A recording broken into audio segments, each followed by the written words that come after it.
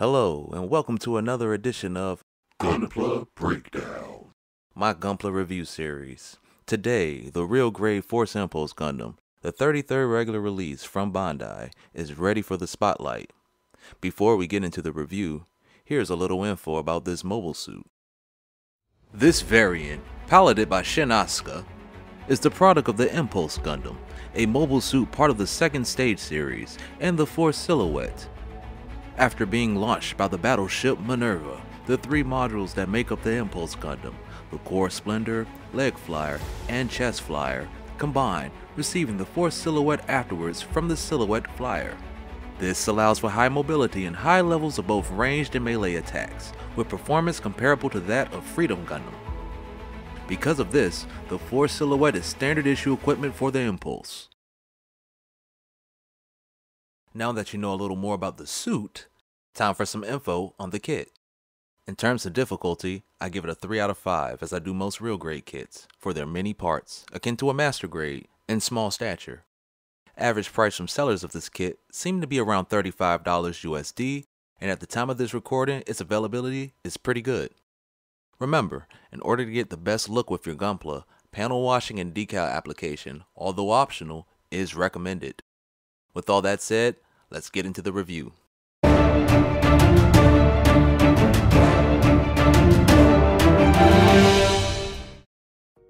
The first thing you notice when you look at this kit is the amazing detail. Like the other real grades before it, the paneling and color separation is top notch, even having details on the inner frame. A great deal of this kit is undergated, so nub marks showing isn't a big deal at all. The decals can be a pain to apply and may require some cutting to fit properly. And although the red decals don't make much of an announcement pitted against the blue armor, overall they definitely add to the suit's aesthetics. I don't know if it was a problem from the mold, but some of the panels on mine weren't as sharp and were a bit of a pain to line. The suit also can be displayed in its module mode, if you have enough action-based arms to do so. All in all, this model captures the essence of the Force Impulse Gundam. Bandai has been doing a great job when it comes to how detailed their real grade lineup is. With appearance in the books, on to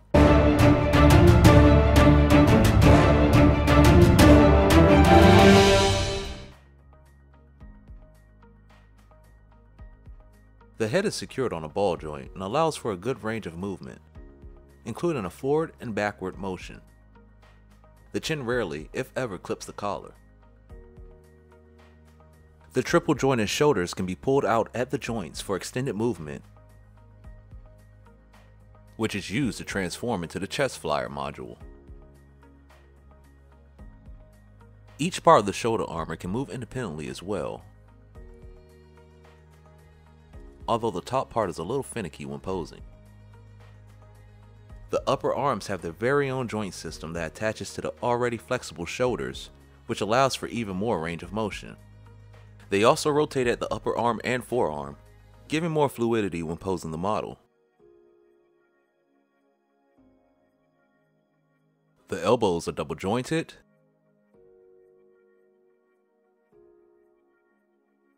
and the wrists have limited but acceptable range. You don't get a jointed wrist hand in this kit like the past few kits, but the beam rifle doesn't clip the armor when rotating the hand, so it really wasn't necessary. Because the Core Splendor combines with the suit, the torso articulation doesn't have a whole lot to write home about. Although Bandai attempts to compensate this by giving it a pretty good upper ab crunch and a small hip swivel, the stiffness of the rest of the torso impedes posing at times from the lack of an actual ab and side crunch. I feel if they had given it the cool waist mechanics of the new Gundam RG, it could have helped a bit more, at least with the ab crunch, without losing the foundation for the Core Splendor. The cockpit hatch does open though. The waist can rotate, and the skirt armor, all on ball joints, aren't a hindrance when posing.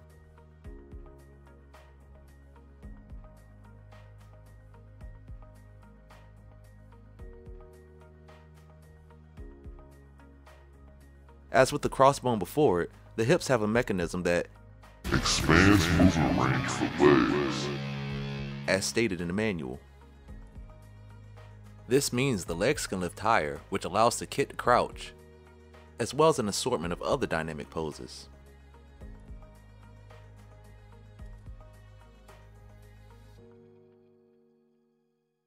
The legs can do the splits,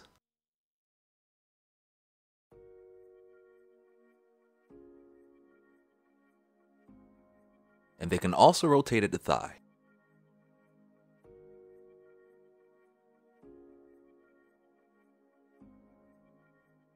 The knees are double jointed and can also move in a way that allows it to transform into the leg flyer module with ease.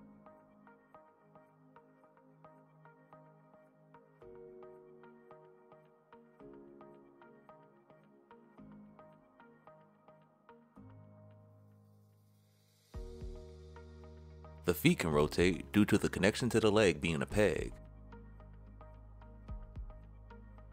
The ankle guard has slight movement on a ball joint,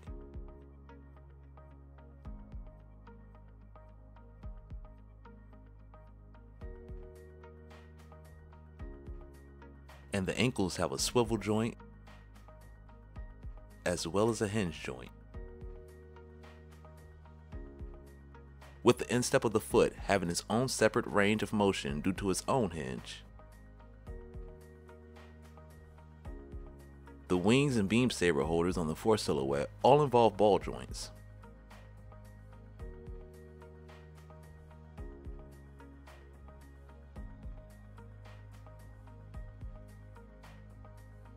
With the main wings being foldable. There are thrusters on the lower wings that you can pull out as well. The main thrusters on the back have limited movement, but they can move. That's a wrap on the articulation portion. Now we can move on to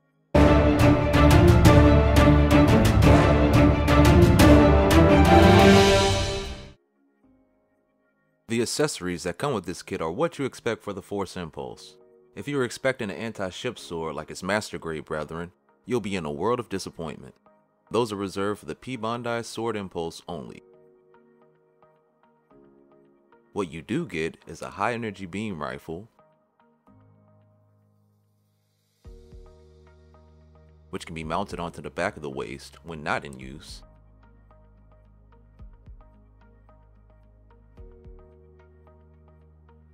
a pair of anti-armor knives, which are contained in the side skirt armor when in storage, a mobile shield that has an opening closing gimmick that attaches to the forearm,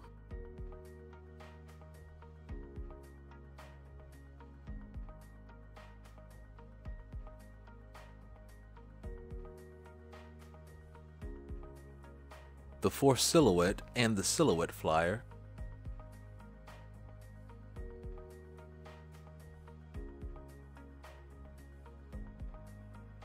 two beam sabers, which are stored on the Force silhouette,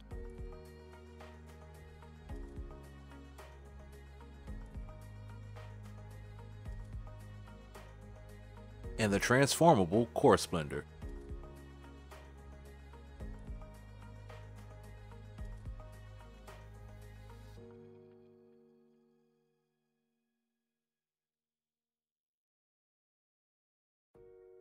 You also get 8 hands consisting of a pair of open hands, a pair of fists, a pair of pegged holding hands, one right firing hand, and one left non-pegged holding hand, which can be used to hold the shield handle, or, if you're fancy, hold one of the knives in a nice pit grip. Also included is a Shin Asuka pilot figurine in scale, and 2 action-based connectors, one for the chest flyer, the other for the main suit and leg flyer. I actually think the main suit connector is the most solid connector I've encountered while building real grays, and I've built almost 20 of them. More on that in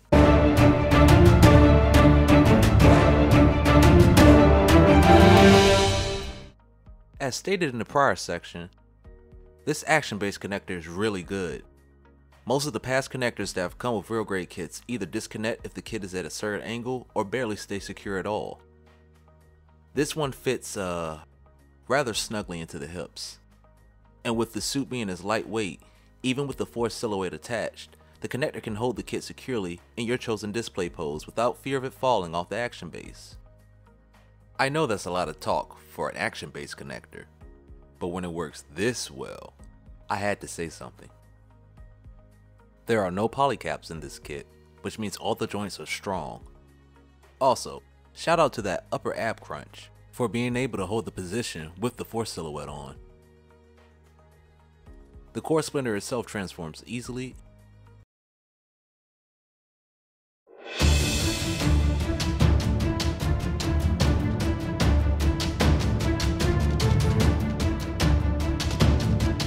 And fits securely into the torso.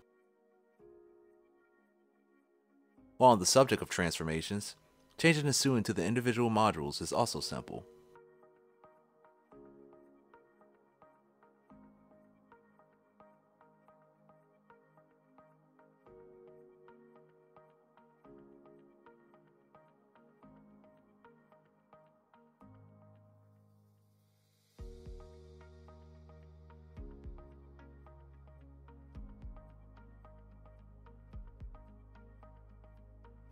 And with the joints being as good as they are, they can hold their module positions nicely.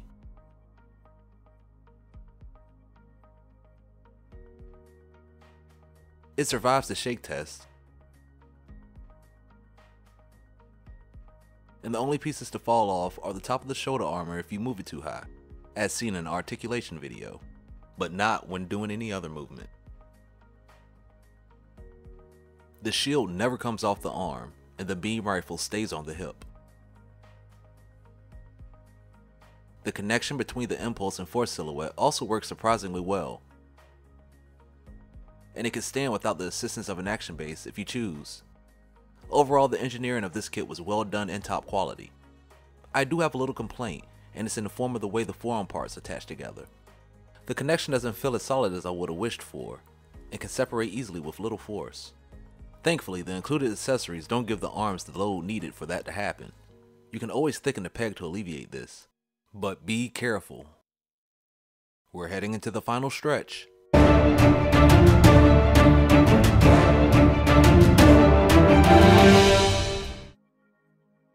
I came into this build expecting the same backpack drooping I've experienced with other seed kits. Luckily, Bandai has found a way to basically eliminate that problem on this model. The kit looks fantastic, especially with decals applied, and shows why real grade kits are some of the most detailed model kits out there. The build experience was rather pleasant, with no confusion following the instructions. Outside the lack of a proper ab crunch, the kit can pull off some badass poses, and the joints are extremely strong. I do, however, have a weird yet minuscule gripe about the lack of an anti-ship sword. On one hand, I understand it's not part of this variant, and that's because it's a weapon from the sword silhouette, even though Force Impulse has used one before. The HG and the SD don't come with one either, and I wouldn't have even bought it up for that reason alone. But, on the other hand, I've always looked at rail grades as mini master grades, and the master grade came with one. If you want one, you have to get a real grade Sword Impulse, which would be fine if it weren't P Bandai, meaning it's not easily available. With that out of the way, the few gripes I have with it doesn't take away from it being a great addition to the RG lineup. The stability really does shine. If you're a fan of the Force Impulse, you will enjoy having this in your collection. That said, the real grade Force Impulse Gundam receives a score of an A-. If you're looking for a simple and solid real grade, check this out. This kit was the product of Live Build Week 10. Next up for Live Build Week 11, the RG Zeong. This concludes the review. Let me know if you like this new way of doing them. Thanks for watching. I'm Jay the Gunpla Maniac, and hopefully this video was able to provide an in-depth review for those interested in this kit. See you next time, and build on.